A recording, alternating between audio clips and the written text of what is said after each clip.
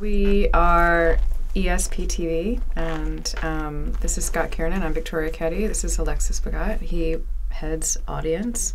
And we're all here today to talk about a panel series that we are collaborating, or at least working with Harvestworks in terms of a mutual support system here to explore evolving technologies and artistic practice. E.S.P TV is a mobile live taping across New York, Brooklyn, and now, sometimes abroad in other places, but generally covering artistic activity here. So that's, involving music, performance, video artists, and it's all in the format of a live taping, it's kind of like a mobile TV studio.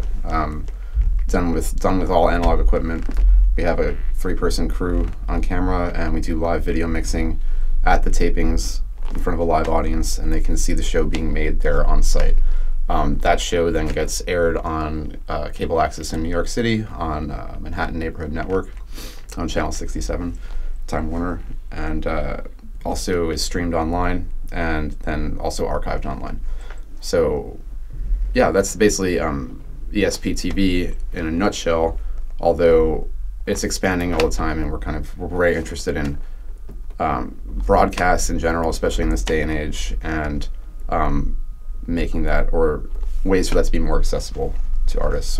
So we're about to embark, well, we actually just started a residency at the Museum of Art and Design on Columbus Circle, which is going to consist of three of our live tapings that we always do at the museum, and then a bunch of other series. One's live from the control room, which is kind of like analog systems in a more intimate context with a small number of artists, like 1 or 2.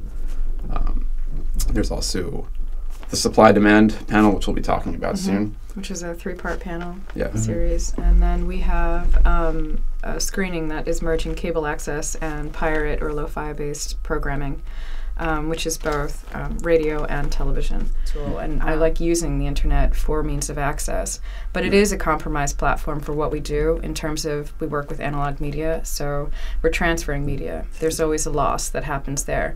And if we're talking about content that was pre-internet, we are looking at a different, we're looking at a translated form of something. And I think that's what people need to, or maybe what we need to keep reminding people of, is saying, well, this piece that you're looking at on Vimeo or on this museum's digital archive is not necessarily what you're looking at. It's a reference to. And I think making sure that people keep that in their heads is important.